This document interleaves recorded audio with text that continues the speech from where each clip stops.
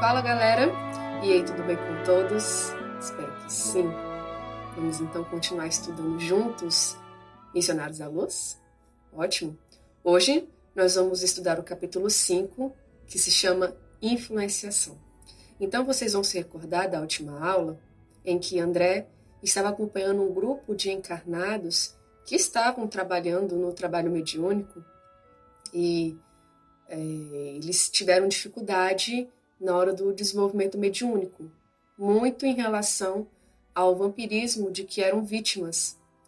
Então, André observou, entre outras coisas, larvas espirituais, lesmas espirituais, como a gente já explicou nas aulas anteriores. Então, Alexandre convidou André para continuar observando algumas pessoas daquele grupo de encarnados. Entre eles, aquele jovem que tinha um desequilíbrio no sexo. Muito bem. Então, quando acabou o trabalho mediúnico, e os encarnados lá, eles tinham sido um dos maiores beneficiados, todo mundo estava se sentindo muito bem.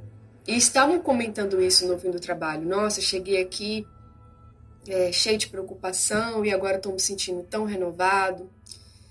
Então, estava todo mundo com muita alegria, com muita felicidade, se sentindo bem, se sentindo leve, bem gratos à oportunidade que a doutrina dava para eles de estarem ali aprendendo. E André ficou até comovido.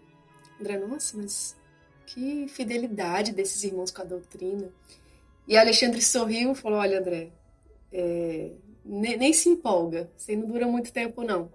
Eu estou há 9 anos acompanhando esses irmãos e toda vez é assim, quando termina o trabalho, tá todo mundo fazendo 1000 promessas e aí sai da porta lá para fora, a situação muda. Então não se empolga não, André, eita, o que será que vai acontecer? E aí, os encarnados se despedindo e tal, e aí quando André e Alexandre foram para a rua, André comenta que as energias eram tão negativas, ele fala que os postes de luz era como se fosse assim uma coisa tão pequena em comparação com as sombras que estavam ali rodeando os postes e as calçadas. Era uma coisa impressionante que André comenta que até dava uma dificuldade de respirar, porque o ar estava pesado. Era muito diferente da vibração que estava lá dentro do centro espírita para a rua. E Alexandre explica que isso se dá por conta dos pensamentos de nós que estamos ali transitando na rua. Normalmente são as nossas preocupações, os nossos pessimismos, maus pensamentos mesmo, e isso vai se juntando com um e com o outro e torna a rua um ambiente extremamente tóxico. E que muitas vezes, se a gente não prestar atenção, enquanto a gente estiver transitando ali, não estiver vigilante, a gente pode absorver para nós mesmos e sair bem de casa e aí voltar mal, porque captamos aí as energias das ruas, que normalmente são energias ruins, né? Então, André fica impressionado com isso e nota que tinha alguns desencarnados do lado de fora esperando aqueles irmãos ali espíritas saírem para voltar a acompanhá-los. Eram obsessores, verdadeiros vampiros. E Alexandre explica que naquele trabalho, daquela noite em específico, eles não poderiam se manifestar, não poderiam entrar, mas que tinham trabalhos especializados onde eles poderiam, né? Imagino que seja um tipo de trabalho de desobsessão. Quando fosse um trabalho de desobsessão, eles iriam se manifestar e tal. Mas naquela noite em específico eles não podiam. Então, André observou que esses desencarnados estavam lá esperando. E aí eles começaram a acompanhar 3 encarnados que saíram ali do trabalho. Aquele jovem que tinha um desequilíbrio no sexo, que estava tentando o desenvolvimento mediúnico, mas que não conseguia. Aquele que tinha as larvas espirituais. E ele estava acompanhado da sua mãe e da sua irmã, uma menina bem novinha, 16 anos. E aí eles saíram animados, né? Ai, que coisa maravilhosa, ai, que bênção e tal. E aí foram caminhando na rua e quem se aproxima? Aqueles 3 obsessores. Um homem ficou com a senhora e os outros 2 espíritos ficaram com o rapaz. A jovenzinha não estava com ninguém, não. André fala que o que aconteceu foi Impressionante. Imediatamente, a fisionomia da senhora e do rapaz se transformou. Imediatamente. Como se fosse aquela coisa, como se tivesse murchado. Mudou. E aí, ela trocou aqueles dizeres de alegria, de exaltação de Deus, para os pessimismos de sempre. E aí, ela comentou, como é difícil manter os pensamentos elevados por muito tempo. Como que eu queria continuar me sentindo bem aqui fora, igual eu sinto lá no centro, mas não, as tristezas da vida, as mágoas. Qual o sentido, Senhor, disso? E ficou se lamentando. O rapaz, que estava acompanhado de 2 entidades, entrou na onda e falou a mesma coisa. Mamãe, mas eu estou numa situação muito pior. Porque eu não consigo controlar os meus pensamentos. Eu estou casado recentemente com uma mulher maravilhosa, minha esposa é uma pessoa incrível e eu não consigo me controlar.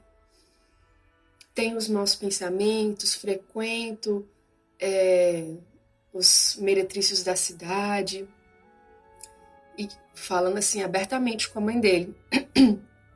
E Alexandre, né, André Luiz, chocado com o que ele estava vendo, Alexandre aproveita aquela oportunidade para tentar influenciar a mais nova para conversar com eles, né? E aí ele coloca a mão na fronte dela e ela imediatamente consegue captar alguns pensamentos de Alexandre. E ela fala, a jovenzinha, que é possível sim manter a chama da doutrina viva do lado de fora também. Bastava cultivar bons pensamentos, se esforçar, fazer a nossa parte acima de tudo, colocar em prática o que a gente sempre vai dizendo ali no centro. E aí a mãe fala assim, não, minha filha, você é muito nova. O dia que os seus pés caminharem pelos caminhos que o meu já caminhou. Gente, é engraçado, muita mãe fala isso, né? Já repararam, pessoal mais velho? Não só as mães, pessoal mais velho. Quando tem um mais novo aconselhando, muitos falam assim, o dia que você passar pelas coisas que eu passei. E usou justamente isso na jovenzinha. Não, e o irmão também, você nem viveu ainda, minha irmã. Você nem sabe do que a gente está falando, das amarguras que a gente já enfrentou. Fica aí na sua. Tal. E era uma comunicação, uma transmissão de pensamentos do próprio Alexandre. E André Luiz, assim, começou a pensar no que poderia ser feito para auxiliar aqueles encarnados, né? E ele começou, Alexandre, vamos tentar. E tentou várias coisas. E Alexandre ria porque ele já tinha tentado de tudo. Primeiro André falou assim, por que a gente não afasta esses obsessores? Afasta mesmo, tira assim do contato total. Como se fosse a força, vamos colocar assim. Vamos tirar, afastar mesmo. Alexandre, já tentamos. Já tentamos fazer isso e os encarnados sentiram um vazio. Olha só isso, gente. Eles sentiram saudade, inconscientemente, sentiram saudade da companhia desses obsessores. A senhora, que era acompanhada desse espírito, esqueci de falar, esse espírito que acompanhava a senhora era o ex-marido dela. Ele era um homem muito bruto, não cultivava bons pensamentos enquanto encarnado e quando desencarnou continuou ali, vinculada ao lar e a sua esposa começou a pensar nas questões espirituais depois do desencarne do seu esposo. Antes disso ela não se preocupava com isso. Então os dois estavam muito ligados e sempre com aquele teor bem pessimista em relação à vida. Então eles tentaram afastar esse ex-marido dela, e aí ela se sentiu muito saudosa e inconscientemente ficou chamando ele de volta. A mesma coisa aconteceu com o rapaz. Afastaram aqueles obsessores que eram ligados ao desequilíbrio no sexo, e aí o rapaz ficou sentindo falta de algo, se sentindo menos homem e inconscientemente ficou chamando eles de volta. E por conta disso, voltou igual um imã. Eles eram ímãs, os encarnados, que não deixavam afastar os obsessores. Não deixavam. Gente, olha que coisa. Quantas vezes nós não podemos estar nessa situação e a gente nem faz ideia. Imagina a gente chamando de volta nossos obsessores, porque estamos tão acostumados àquela troca de energias, àquela troca de pensamentos, que quando isso é tirado de nós, a gente sente falta. Essa era a situação desses irmãos aqui, que André está acompanhando. Então André falou, bom, realmente isso não dá. Que tal a gente tentar doutrinar esses irmãos? Vamos tentar doutriná-los e tal. Falou, olha, esse recurso a gente está... O Alexandre respondeu, esse recurso a gente está fazendo já, estamos doutrinando eles. Porém, os encarnados ficam sempre, inconscientemente, chamando eles de volta, para ter aquela troca de energias, aquela troca de vibrações. Então é um trabalho lento, André. É um trabalho lento que vai demandar muita energia ainda. Não tem outra pessoa para quebrar essas algemas do que eles mesmos. Então, eles, os encarnados, precisam se dar conta do que está acontecendo, né? E fazer uma mudança total na sua vida, nos seus hábitos e nos seus pensamentos. Então, é muito deles. Não tem como a gente, né, fazer um milagre, porque sempre eles vão chamar de volta. O rapaz até comenta, né, o jovem, ele fala, olha, eu até, comentando com a irmã e com a mãe, eu até entrei para o trabalho mediúnico para tentar me libertar. Porque a irmã fala, né, a jovenzinha fala assim, às vezes você tá mano, às vezes você tá sofrendo uma influência de algum obsessor. Ele, sim, eu acho que sim, eu até entrei no trabalho mediúnico para isso, para ver se eu consigo me libertar desses obsessores.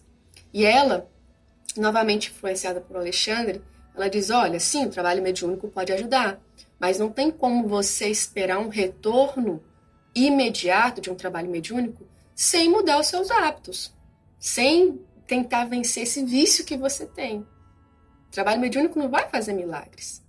Você precisa realmente mudar os seus pensamentos. Você já sabe que estão desequilibrados. Mudar os seus pensamentos.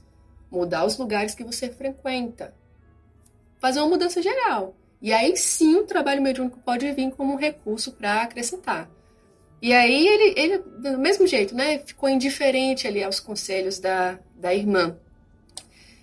E aí a André, né, que fica, né, ficou sempre impressionado com o tanto que aqueles encarnados estavam chamando os obsessores para perto de si. Que normalmente ele observava o contrário, né? Encarnados querendo ele se libertar dos seus obsessores. E, na verdade, Alexandre fala que nos lábios eles até diziam que queriam, não, eu quero sim vencer a minha obsessão e tal, mas no coração não era verdade. Muito bem, e para a gente finalizar, vou trazer aqui uma perguntinha do Livro dos Espíritos, a pergunta 459, onde Kardec pergunta o seguinte: influem os espíritos em nossos pensamentos e atos?